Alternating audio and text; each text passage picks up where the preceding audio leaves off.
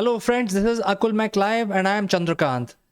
What a leader must do in the event of adversity. There is so much to do, so much planning to be done. There has to be a strategy, but many times even accomplished leader don't know what to do in case of a very adverse situation. So today we will have this discussion. I will be joined by a very accomplished leader. But before we start our discussion, I must tell you, you have to stick around till the end because there is a free gift. And in the end, we will tell you how you can claim your free gift.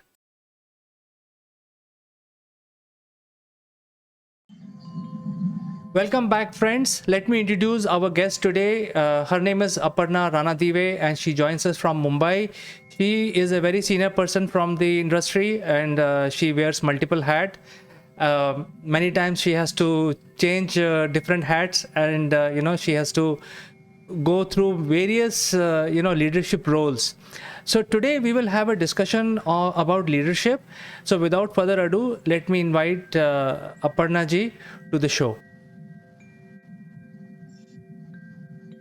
Hi, CK. Good afternoon, and thanks for inviting me to this show. Always a pleasure, Aparna. And I think, hope everything is fine at your end. We are also fine in our office, but we are maintaining social distancing and following all protocols. Yeah, I guess that's the order of the day, and it's good to hear that you and your teams are all safe, and we're safe here as well by God's grace. Great. So you have come to our show after a gap, but what you would like to advise our viewers and our industry colleagues what we should do in this terrible times? Right. So I think I'm not going to be advising on anything. It's just an observation and a thought process, and a few thoughts that came to mind. We are going through terrible times. We are going through unprecedented times. By the time we finished off with the first wave, everybody had sort of heaved a sigh of relief and said, we're out of this. Perhaps India was one of the first countries to have managed the entire COVID crisis very well right at the beginning. And before we knew it, we were hit with the second bombshell of the second wave. And the entire world, as it were, turned around and everything changed. So, right from the economy going down nose hill to a lot of countries stopping us from from entering into those countries, and what have you. I mean, multiple deaths around the place, and absolutely disaster around. So, and I'm sure this is a time when even the businesses have not been left untouched by this disaster. The businesses have been equally affected because finally, at the end of the day, businesses are being run by people, and when people are affected or when their families are affected, you cannot expect the same kind of output, the same kind of productivity, the same kind of attendance, as it were. The government regulations of only 50% of the population coming into offices that had made it even more worse, and to top it with the numbers dwindling with people contracting the COVID left, right, and center. It's almost made manpower available to the least minimum. In these times of crisis, and this crisis has really not been seen before. I think the Indian industry has faced the stock market debacle, it faced all other crises, but this is something that we had never seen before. And like I was, listening to some other folks, it almost seems like we're fighting a war. It almost seems like the rank and file that keeps coming up every single time to the forefront is being butchered, and then there is yet another rank and file which comes up, and that is being butchered, and yet another one. So we're being brave, we're being strong, but I think this poses a very strong leadership challenge in itself, because what we did even 3 years ago in terms of managing our businesses as leaders will not hold true today. Today we cannot say that, oh, I am titled as a leader and therefore I will lead the way and I will do a certain thing because this is my portfolio and this is my vertical, that is not going to hold true in the future or even today for that matter. Um, Today is a time where everybody will have to be a leader. Everybody will have to break those silos, will have to break down to see. We'll almost go back to being in a startup mode where, almost everybody does everything. Whatever is required for the business to sustain, for the business to be running smoothly and like a well-oiled machinery, to ensure that it all gets done at the right time and the right place. I think all of us need to be ready and right there. This brings me back to a very interesting observation again. I mean, I have done a lot of learning apart from the experience by a lot of observing. And I think nothing teaches you better than that. Because I was privileged enough to sit across in the ring for a Formula One race, and right where where they it's like the pit stop where they actually change the wheels of the car after the multiple rounds that the car does, and it's a split second. I think they have only about 4 to 5 seconds within which they have to change the entire. I may be wrong on the number of seconds, but maybe not more than I think 10 seconds or.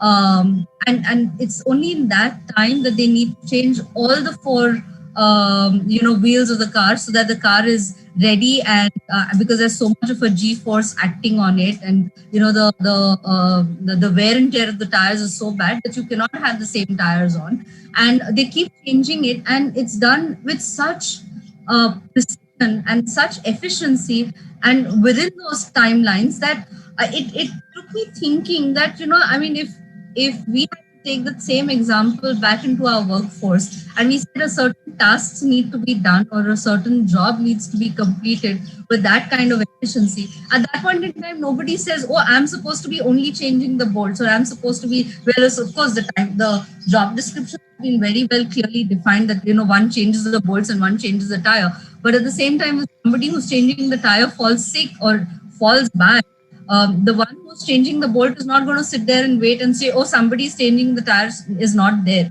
so I will sit there and wait for somebody to come by and then do. Like what happens in sometimes it does happen in some of our businesses where we say, oh, somebody who is responsible for some portfolio has gone off on leave, so until such time that person comes by, that particular job remains on hold. There is nobody who's actually taking the baton from there and running and saying, okay, I will complete it because the job is critical. It's like a fire brigade unit. When they've gone off to douse a fire at some place, somebody is holding the hose pipe, somebody is actually climbing up, somebody is actually, they all have very well defined and clearly defined roles, but at the same time everybody is well aware of the situation, everybody is well aware of what they need to tackle and what is the ultimate objective that they have to go there with. It is about dousing that fire and making sure that there are no casualties and everybody comes out safe. So whatever it takes for those people to ensure that ultimate objective is made is what they all do, right? I think coming back to leadership as a lesson, today times are such that we have to change our mindset, our leadership mindset, from saying this is my role or this is I'm going to be leading the way and everybody else needs to follow, to saying whoever is there on the job and on the ground in that particular spot is the leader in that particular place. He needs to be given the empowerment to decide what is best for that particular job to be completed in the best possible manner, and not run back for permissions and sanctions and as many documentations to be completed, so that the time is lost. So time is of the essence today, people are of the essence today. So it is leadership challenge how to put all of these things into perspective, you take all of these things into account and make sure that the businesses are run, because ultimately businesses are about people. I mean, if nobody shows up, your business is not going to run, right? So that is my little two bits about the leadership in the current situation today. Well, Aparna ji, the biggest challenge we are facing or the industry is facing is the strategy itself, because what strategy will work, nobody knows. And initially, you mentioned one very, very important fact, which is very, very true. And that is that whatever you have done last 30 years has no value today. And your level has gone down to the level of starting afresh. So the strategy planning and even networking is not working. Whatever network that you have built over last 20 years, you have to rebuild now on the digital platform, because your network is outside the digital network. So you have to rebuild that. You have to embrace the digital wave, and at the same time, the strategy, I think that is not working. And while all these things are happening, you mentioned that we are facing a worst calamity, but I think we are not alone in that. The entire world is in the same boat. So the strategy itself is not working. I think your 2 cents on how to plan the strategy itself will really help our viewers. Um, okay, so I think even from a strategy perspective, strategy is a plan of action or a method to draw out in that madness to reach your objective, right? So getting from point A to point B, and how do you get there, and what do you do in order to get there, in a layman's term, is strategy, right? Now, in times as uncertain as these, while one can plan and plan and plan until the cows come home, but there will come a certain time where uh, maybe certain plans will not work, right? Or certain plans will fall by the waysides, or you will need to have a complete detour in your plan of action. Now, when that happens, does it mean that it actually pushes everybody and everything off balance and off guard, or do you have you built in that capability in the organization to make sure that such kind of uncertainties and such kind of crisis and risk elements are taken into account, and you have mechanisms to counter that? That if you build in scenarios to say, okay, what if A happens, what if B happens, what if C happens? Of course, it is consuming, but at the same time, you don't know what's going to hit you at what point in time. I lost a couple of very dear friends of mine to COVID, and one would never have imagined somebody as young as maybe about 47, 48, or not even 50 would have been a prey to this, and leading very, very senior positions in the organization, and noticeable positions in the industry. Now, as of yesterday, that man would have gone home thinking that this is going to be the plan of action tomorrow, and this is going to be what I'm going to be doing 3 days down the line, right? Or maybe 1 month down the line, in order to take my business, steer my business in a certain fashion. Now, if that poor man has been hit by COVID today like a bullet in his head, and he dies, what happens to the strategy? It actually, of course, I mean, he's not the only custodian. There are multiple people in it. But at the same time, if he's going to be at the helm of affairs and he's going to be holding responsibility for that strategy executed in the right fashion, then it completely falls on its head, and it completely sort of sets everything and everybody to tizzy, thinking about what next. Now I've lost the leader. Sometimes I go back to some of the stories that I grew up listening as a young girl when of Shivaji Maharaj, and where some of his warrior friend circle, while fighting battle, had fallen a prey to the bullets, or to the enemies. And then what happened to the rest of the to the rest of the team, to the rest of his platoons? Somebody somewhere had to stand up and say, okay, he was the leader, he died, but now what next? We cannot die, right? So we have to go ahead and fight this war and ensure we win. Of course, those times were different, those situations were different, but today I think we're in no different a situation in the modern world. Everything is modern, but times and the situation is not very, very dramatically different. Yeah, today we're talking about businesses. Back then, the poor guys talked about their own liberty and freedom, right? So from from that perspective, today's strategy has to be very, very flexible, has to be fluid in that sense, and keeping in mind what your purpose and what your objective is. Yes, have, and it is communicated down the line to every man, so that every man or woman, so that they have the sense of ownership to that purpose and to that objective, and everybody knows what needs to be achieved and how it needs to be achieved. I think half the battle will be won. So, and I'm sure a lot of companies are doing exactly that. You can't any longer hold it close to your chest and say, I can't really, divulge this information, or I can't really share it with people down the line, and this is only privy to the senior management teams in the organization. So I think it's a composite thing. It's an ongoing, continuous effort. It is something that has to be ingrained even in the culture of the organization. It can't be just at the helm or at the top level. So I think this is how organizations will need to function in future. Well, I think in nutshell, what are you trying to tell our viewers? Is it to be more collaborative with each other?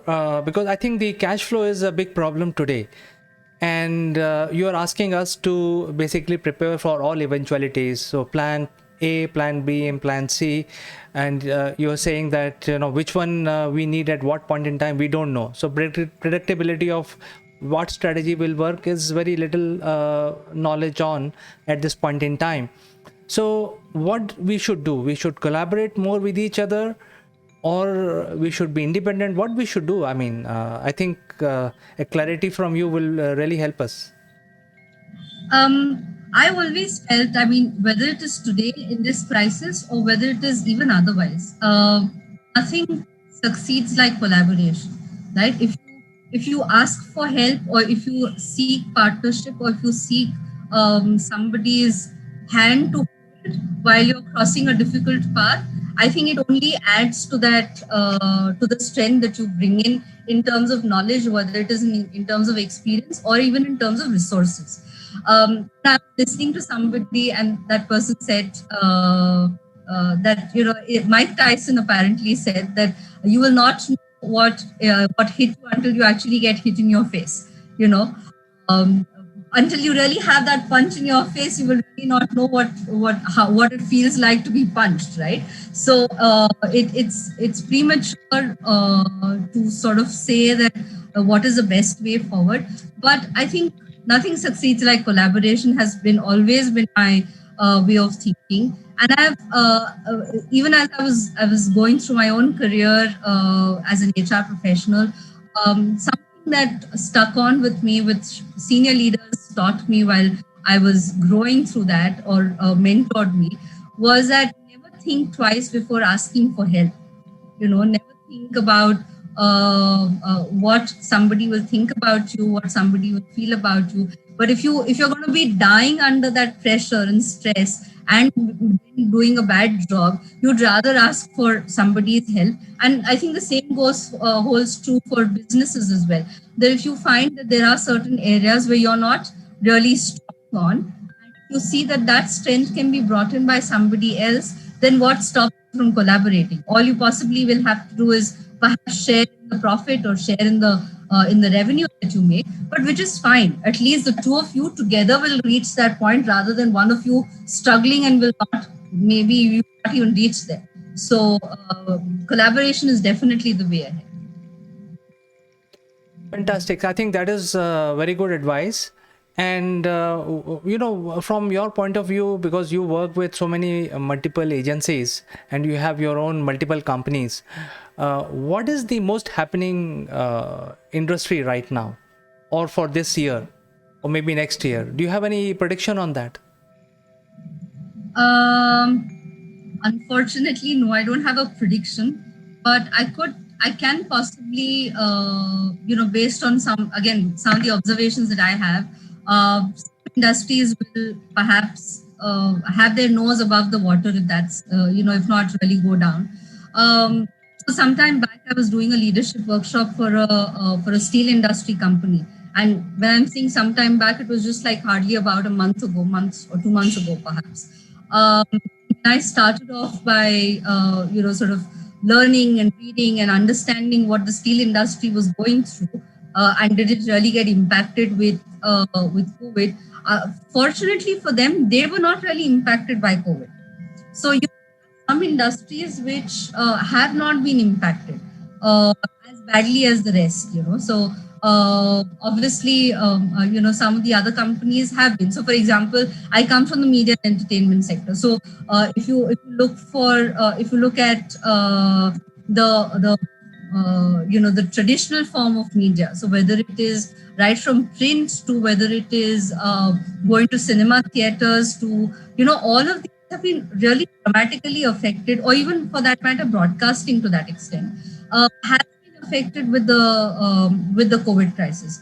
But having said that, the OTT channels have not been so badly affected, because now everybody is consuming content, consuming media on different platforms. So it could be on the laptop, it could be on the phone, it could be on television, on your smartphones or on smart TVs, all of that.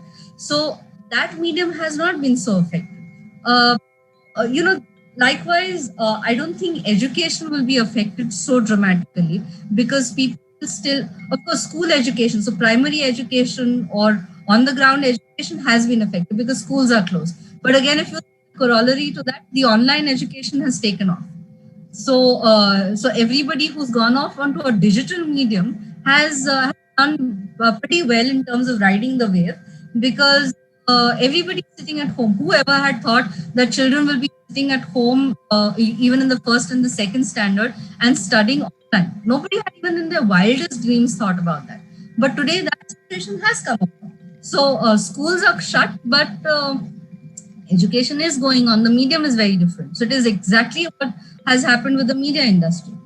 Having said that, future education or higher education will still remain to be as a buoyant industry, because tomorrow when the world opens up, or even now, online education or even further education abroad will still do fairly well, I think. So these are certain industries. Retail, the traditional form of retail, so the brick and mortar stores may not do well, because again it's about going into a certain area. But e-commerce is definitely doing very well. So Amazon, whether it is Geo, they've all made very good monies. Swiggy, Zomato, I think they've done fantastically during the COVID, and they've actually ridden the COVID wave, because everybody's sitting at home and calling for food, calling for groceries, calling for everything online. So it is how you are keeping in line or in time, in terms of the times that we are going through, and adapting yourself, and adapting the business to the newer wave, is what will really determine the success of a business. So in a nutshell, I can say those businesses who are being innovative in terms of its survival and sustenance are going to be the ones who will actually be able to see a good future up ahead. That's my two cents of that.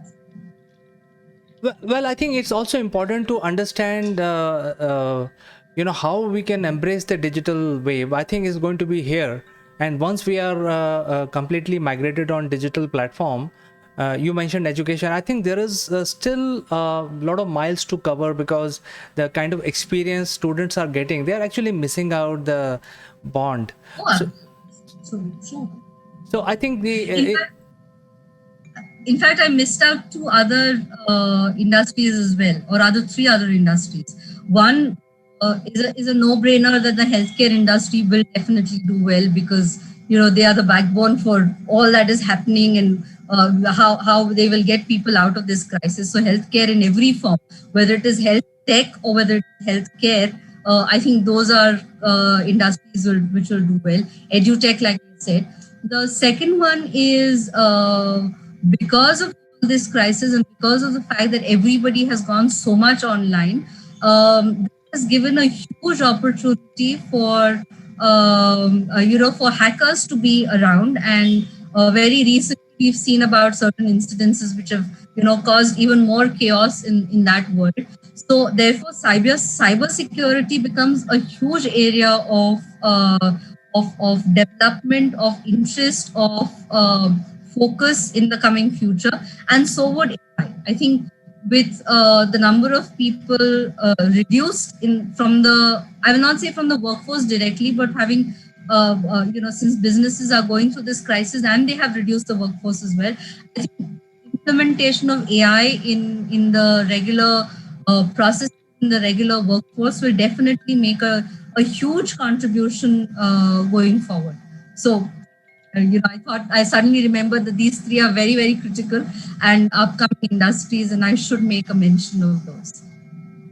I think you're absolutely right, because we need a lot of AI in office automation. We need AI in ed tech, because while the students are sitting in front of camera and they see the teacher, but I think that personal touch is missing. So I think there has to be some AI based learning engines which are required, and the schools are not really providing it. I think they're fighting a different battle. The fee structure has to change. So all sort of things needs to happen. So I think in nutshell, we had a very interesting discussion today. A lot of ideas came through our discussion today, and a lot of inputs. I'm sure the viewers will give a lot of value while listening to you, and your thoughts. They are very, very critical for us today. Thank you so much. It was a pleasure sharing my two bits or two cents with the audience. All right, Aparna. So we will catch up in the next show. Until then, I'd like to say goodbye. And next time we will discuss even something more interesting. Sure, absolutely. Look forward to it. We have some unique Akulmek memorabilia which will make you look outstanding. The graphics on these corporate gifts are based on the global best business practices. To become recipient of one of these gifts for free, you have to watch this video till the end and provide your valuable comments. Or you can also share your experiences. The person who makes the best comment would be chosen to become a recipient of this beautiful Akulmek gift, absolutely free, delivered to your doorsteps. The winner would also get a chance to be invited live as a distinguished panelist during our next video. What are you waiting for, friends? Please subscribe Akulmek and smash that like button.